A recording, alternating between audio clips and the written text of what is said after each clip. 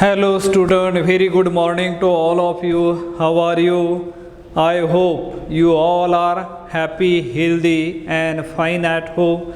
Do you remember what were we discussing yesterday?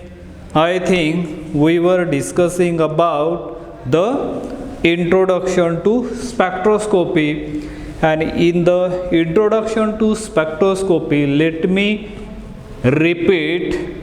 let me recap whatever thing we have learned in chapter number 4, which is introduction to spectroscopy.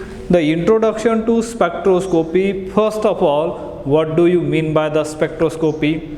Very simple definition about that spectroscopy. The interaction of electromagnetic radiation with matter is known as a spectroscopy.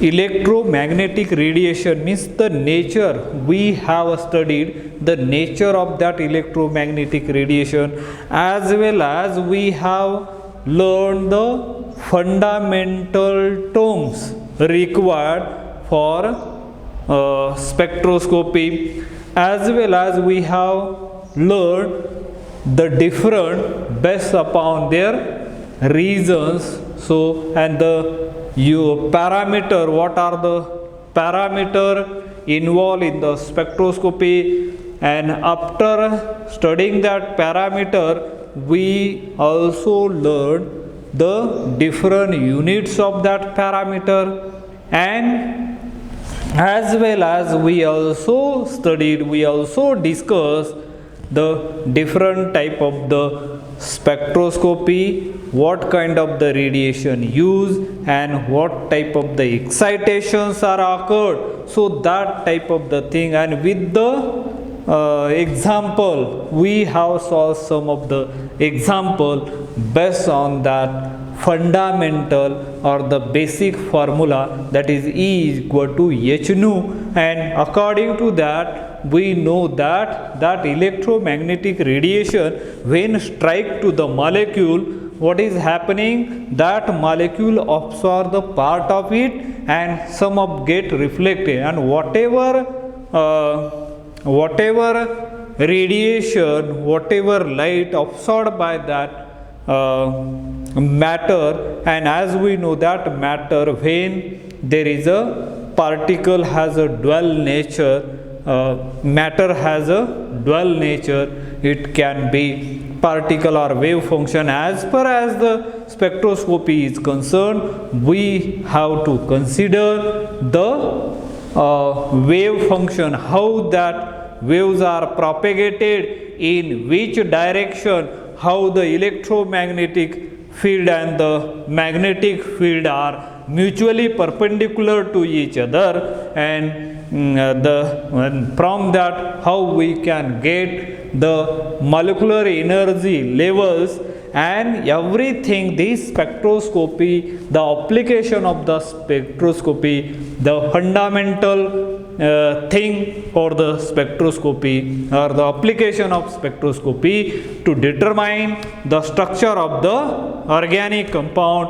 And we know that whatever amount of the radiation absorbed by the molecule, and that radiation, the nature of that radiation is depend upon the structural feature of that molecule, and structural feature just like as a shape, size, bond length, bond angle, depending upon that we can able to get the information regarding that structure, what type of the structure that molecule has. Even though we have a powerful microscope available today, but we cannot see the molecule, how the molecule is reacting. All are the based upon the experimental fact, and these are the physical method for the determination of the structure of the organic compound. Now we are starting as a chapter number 5. The name of that chapter is ultraviolet UV spectroscopy.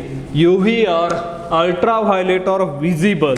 Do you remember the range of these UV spectrophotometer, that the range, because there are 10 ranges we have seen depending upon their wavelength or the energy associated with this region, and therefore there are the different regions are there. So can you tell me the region of ultraviolet and the visible region? Ultraviolet region normally is a 100 to 400 nanometer, and visible it is a nano near about is 400 to 800 nanometer, and this is a visible. Why it is called as a visible? Those radiation fall in that region, that object we can see by our eyes. So that's why it is known as a visible region, and that ultraviolet region are what below that, so that we cannot see the matter of that, or those are having as above 800 nanometer that wavelength, we could not see the molecule by our eyes, and only those radiations fall in the region 400 to 800 nanometer. That narrow region is known as a visible region, because we can. So now this ultraviolet spectroscopy, what kind of information that ultraviolet spectroscopy provide us? Because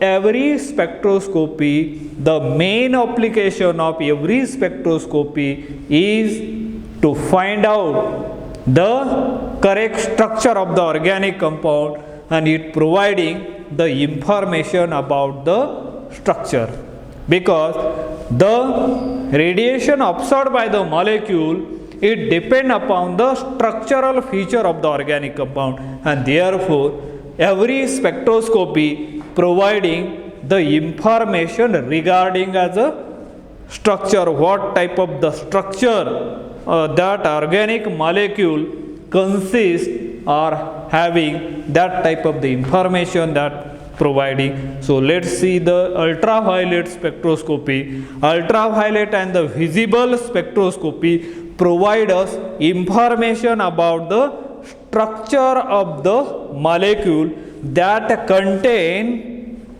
double bond or triple bond, or the conjugated bonds. Look at here.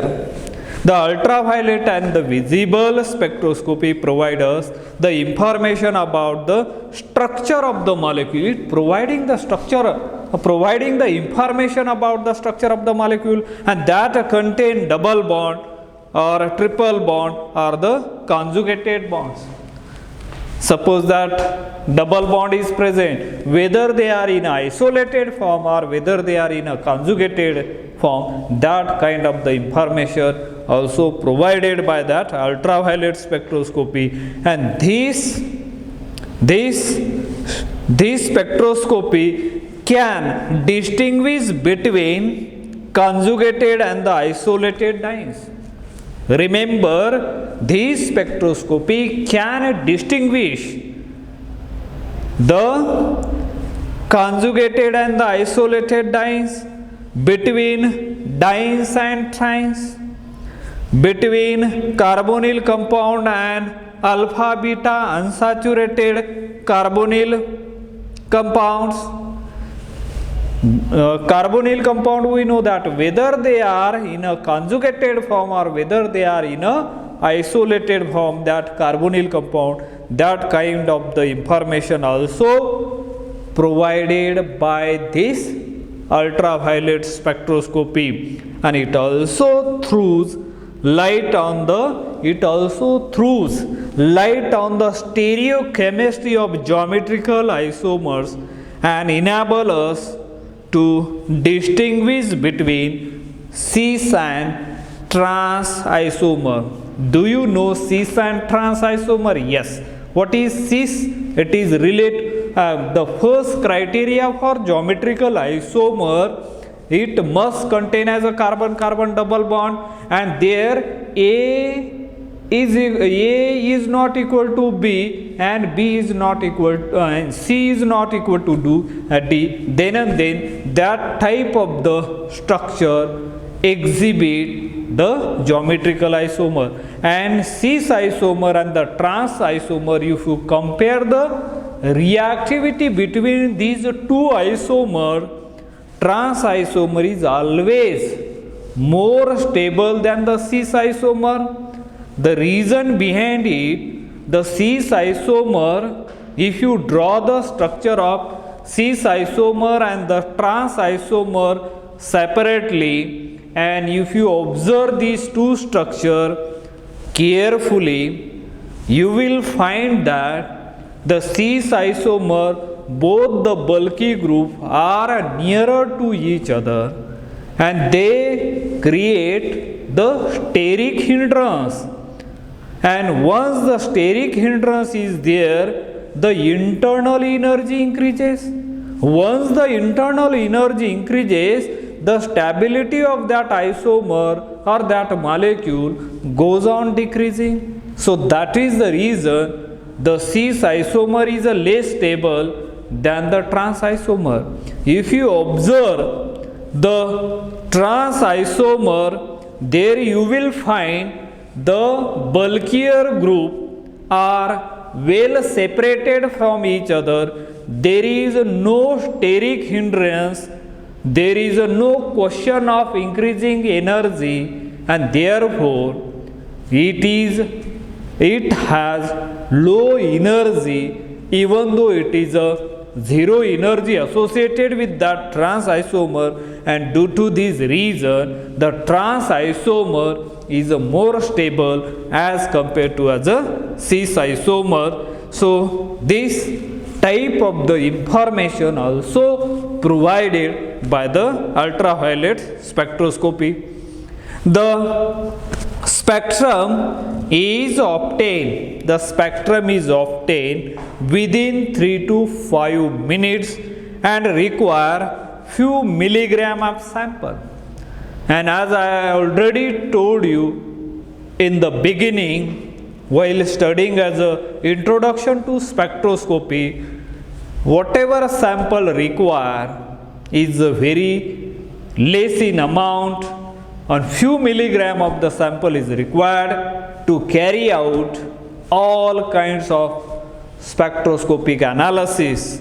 And both ultraviolet and visible spectra are caused by electronic excitation.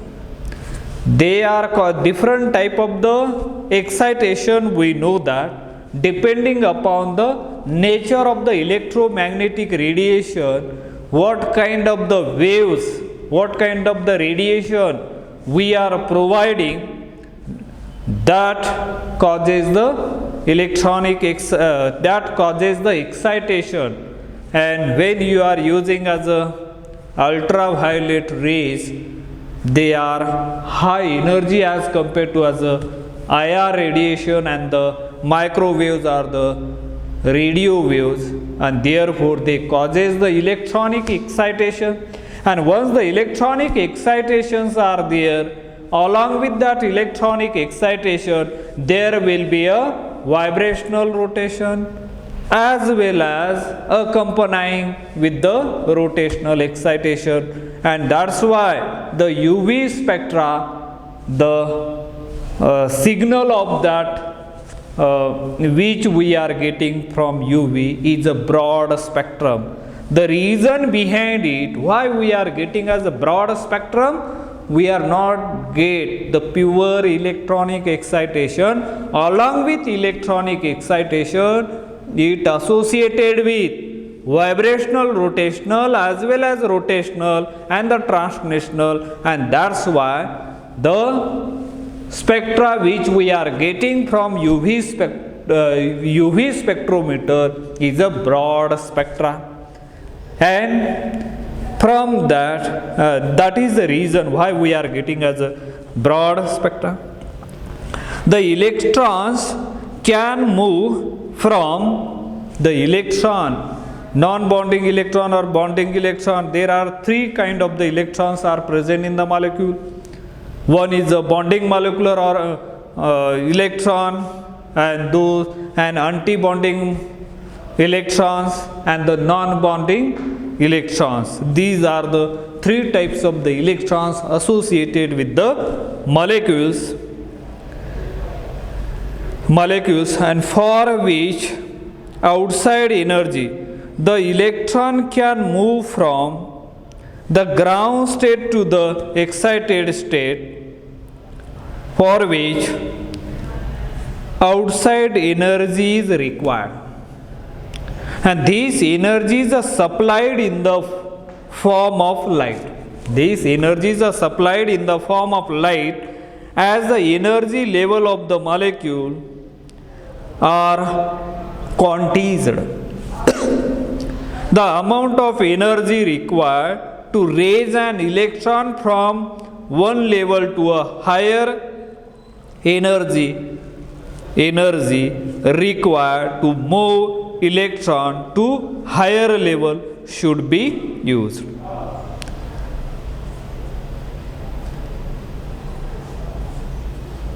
Should be used. To a higher one is a fixed quantity. When therefore light energy with exact frequency corresponding to energy required to move electron to higher level should be used. If more energy of light is used, then it causes dissociation or ionization of molecule in the excited state. The ultraviolet region, which extend from 200 to 400 nanometer, and the visible region from 400 to 800 nanometer are more useful to organic chemists.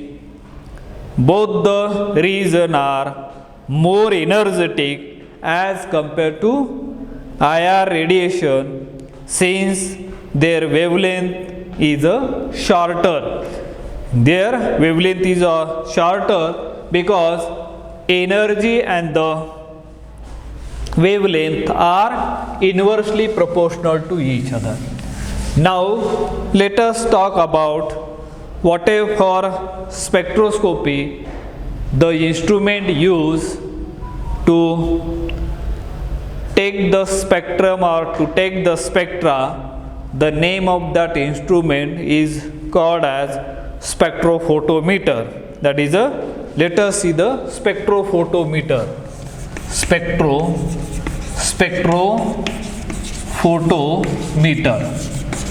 We are going to see the information about the spectrophotometer. It is the instrument or the equipment used for getting the UV spectra.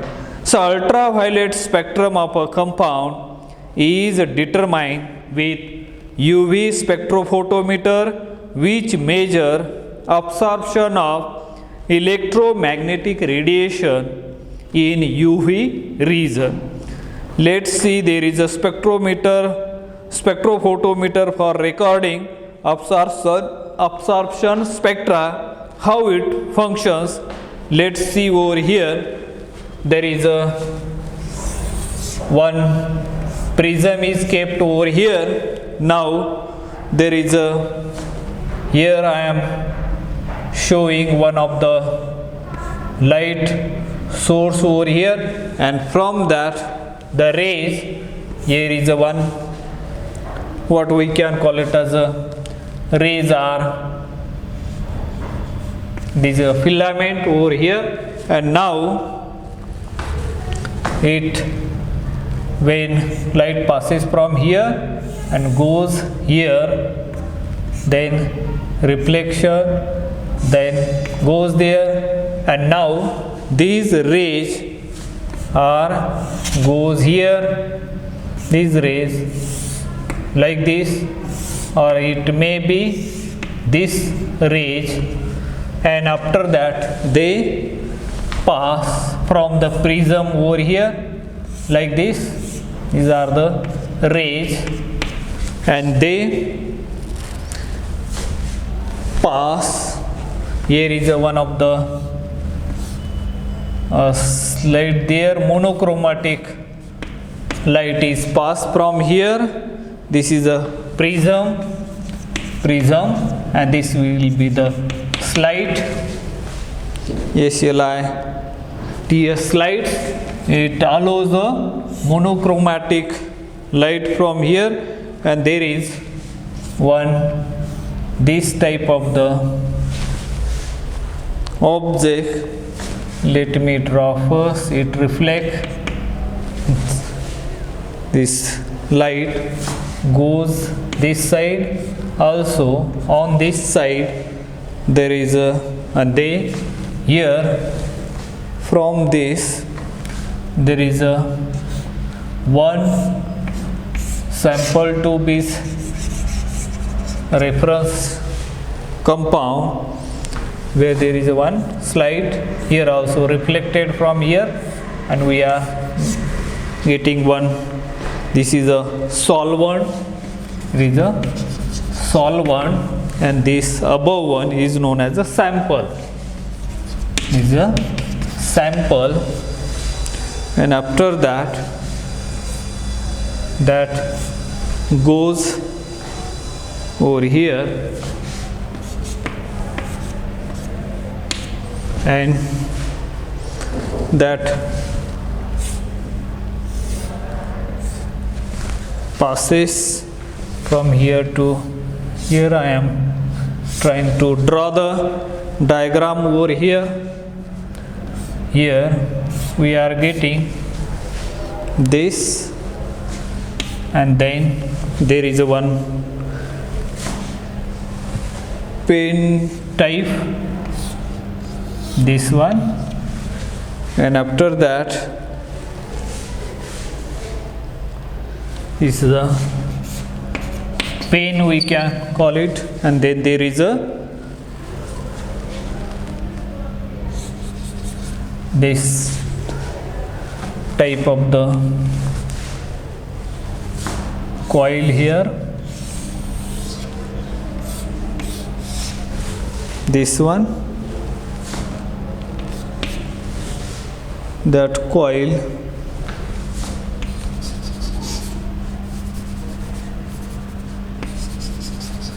this type of the graph, and then here we can show this one belt over there.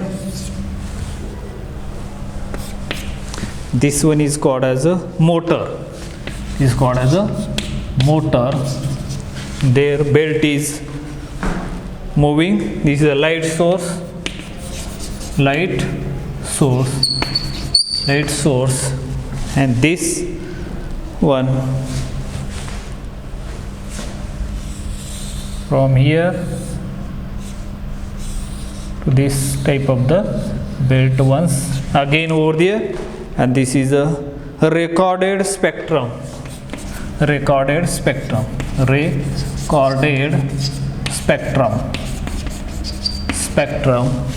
and the pen drive. This is a pen drive, and this one is known as a electronic amplifier. This one is a electronic amplifier, electronic amplifier, and this is a photo cells. These are nothing but as a photo cells. These are nothing but as a photo cell. This is a general spectrophotometer for recording absorption spectra. This is a diagram, spectrophotometer, spectrophotometer for recording absorption spectra, for recording absorption spectra, absorption spectra. That is a spectrophotometer for recording absorption spectra. This is the ultraviolet spectrum of a compound is determined with UV spectrophotometer, which measure absorption of electromagnetic radiation in UV region. Let's see, first one is a source. What type of the source is used over here? Number one is a source. Look at, here is a source. It's a light, the source. A deuterium or hydrogen discharge lamp for the range 180 to 400 nanometer. 180 to 400 nanometer. And tungsten filament lamp for wavelength greater than 375 nanometer is used, and the wavelength which is used more than 375 nanometer. So this is the source which is used over there. Then sample container. Second one is a sample container. Here second one will be the sample container, and it is one of the important point here. For most organic samples, cords are fused silica. Cords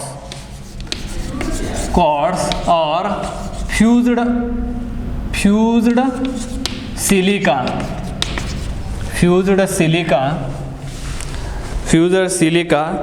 Cells of 1 centimeter path length are used. Both these sample container are transparent in UV and visible region.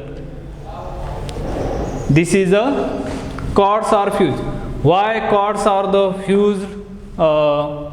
fused silica are used for sample container? The reason behind it, let us see. Glass cell cannot be used as a glass absorb light strongly below 300 nanometer. For accurate work, the sample and the reference cell should be matched in optical path length. Should be used in optical path length. Third one is the sample and the solvent. What are the solvents are used over here? Only few milligram of pure sample and dry sample is dissolved in about 100 ml.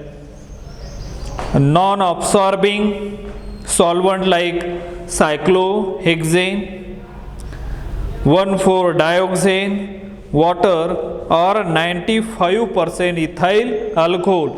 Absolute ethanol cannot be used as it contains traces of benzene, which shows a peak at 255 nanometer.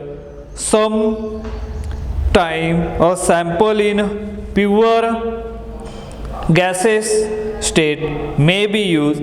It is essential that the spectra should be recorded in dilute solution, and the solvent must be transparent within the range of wavelength being examined.